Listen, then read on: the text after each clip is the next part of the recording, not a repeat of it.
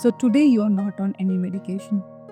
Today I'm not on any medication. I have medications for my ADHD that I can take if I need, but most of the times I do not do it because there are a lot of side effects to it.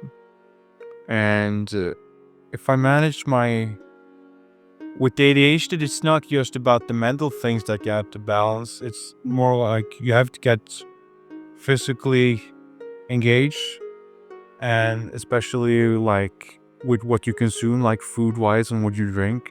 So if I keep those things in check, it's in a very good balanced status. And with the practices, you will be able to manage without the medicine. Yeah, a lot better at least. But I was just wondering, is ADHD in any ways that is it precipitating the mental health or aggravating the mental health, or is it very connected both? Or There are some relations with it. Like with ADHD, you feel more intense, you are more intense, you're a lot more impulsive, uh, you're hyperactive a lot of the times. I'm not very hyperactive. That yoga helped me down a lot with that.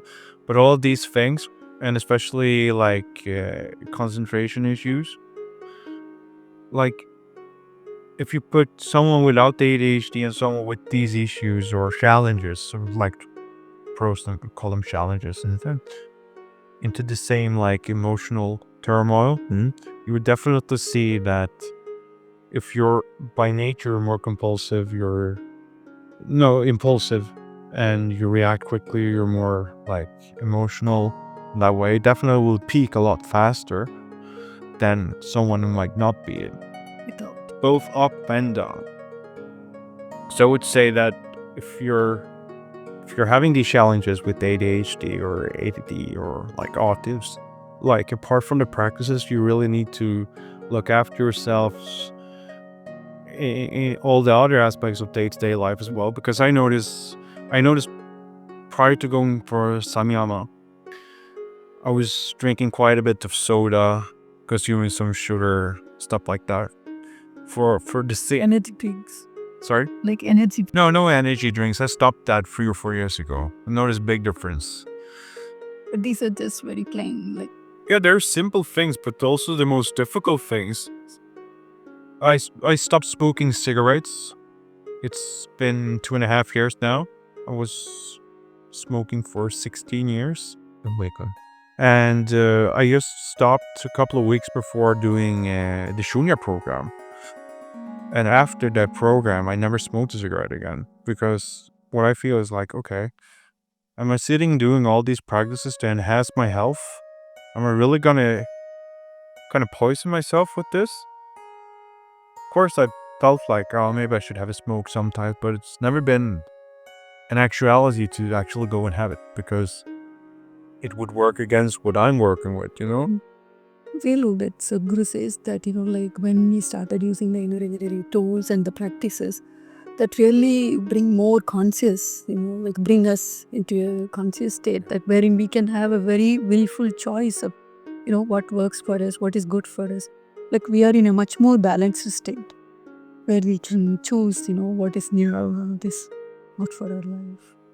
What I was going to say about the samyama preparations with the 60 days was that, like, what I noticed was I felt a lot cleaner within my body and my mind as well, without any stimulants or sodas or caffeine.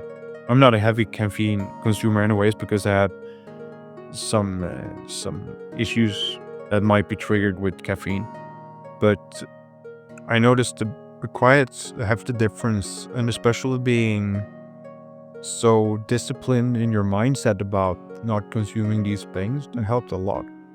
But it's difficult also because when I grew up, the usual thing was you only have candy 2 days a week or 1 day a week. I mean, if you look at their adults, when they go into grocery stores, it's energy drinks, cigarettes, caffeine.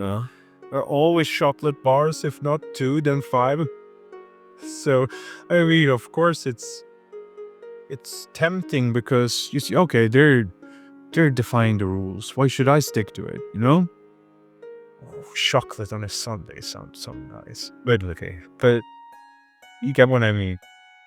So I found sticking more to that before and after helps a lot for me as well. I'm a lot calmer and I can sit still more. I don't feel like I have to do something every day in that sense.